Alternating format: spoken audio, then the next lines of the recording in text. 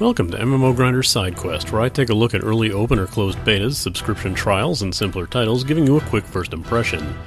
Today I'll be looking at Chaos Heroes Online, yet another entry into the ever-growing MOBA genre, this time brought to you by Aeria Games. Not really looking to break any new ground on the aesthetic front, Chaos Heroes pretty much looks like your average DOTA and League clone MOBA. In fact, this is pretty heavily reflected in the character designs. The standard 3 lanes in a jungle map has gone under no real tweaks besides a 90-degree turn. In fact, the game most greatly resembles Dota 2 in the aspect of having a massive forested map with multiple levels, one side good, one side evil, and those bases completely littered with structures. While the interface makes sense, for some odd reason the game does not display your name over your character, and in the midst of battle it is extremely tough to differentiate where you are amidst your teammates. The music itself also follows the orchestrated fantasy trope, and of course features the oddly out-of-place announcer that shouts everything in that typical sports announcer voice whenever you perform a kill. Character voices are also very loud and almost drown out everything else. The game starts with a solid tutorial on a simplified map. It's very easy to grasp the mechanics even if you've never played a MOBA before. The game even offers incentive for those willing to train on certain characters by offering up quests to choose from and complete from a large map, some of which offer rewards in the form of more heroes to temporarily try out. There's a few things that set Chaos Heroes Online apart from the others in the genre, the foremost being a recall ability that renders you completely invincible once cast, and it's a rather long cooldown once you're sent back to the base.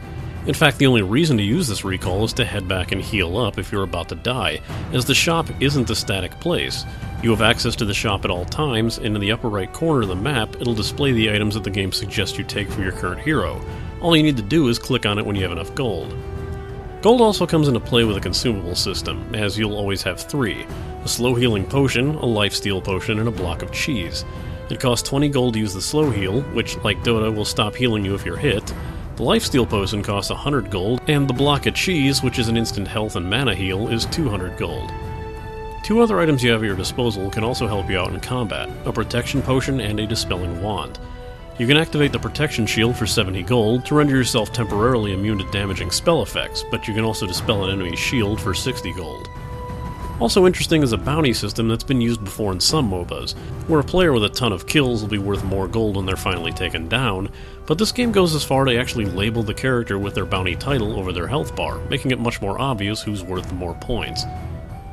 This is also one of the most damaging lane and base setups I've seen in a MOBA, as the lanes are guarded by 2 towers on both sides for the first lane obstacle, and a very dangerous sentry-type enemy near the base.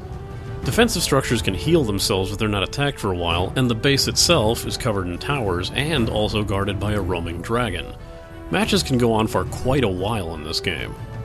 I really can't report on the current community. However, while I'm certain that matches would often break out into fits of name-calling and insults, as nerd rage is pretty much the genre staple now, there's pretty much nobody playing this game at the moment. I queued up for a co-op versus AI and couldn't even fill that, instead being paired up with bots on both sides. The main chat room displayed 5 people when I was refreshing my memory on this game, and I was one of those people. This might be likely due to an odd choice to bring the game down for a few weeks while Chaos Heroes was reportedly being ported over to Steam. However, all reports on this claim the Steam launch was set for early December. December is almost over, and Chaos Heroes can't be found anywhere in Steam. There's been no post on the launcher or news page since that announcement, and the official Facebook page last updated on December 4th. The publisher's silence is getting pretty creepy. The cash shop model is typical of the genre as well, offering up new heroes for a fee and plenty of alternate skins, some that greatly change up the look of the character. However, considering how quiet this game has been, it's a little early to get excited about it, provided you even would have. It's quite possible the MOBA bubble is bursting right now, especially considering the early cancellation of Dawngate, and this fairly generic take on the genre isn't likely to be pulling any attention away from the big 3. Chaos Heroes Online is currently available to download through Aeria Games should you wish to try it yourself. This has been an MMO Grinder Sidequest, and it's time I logged out.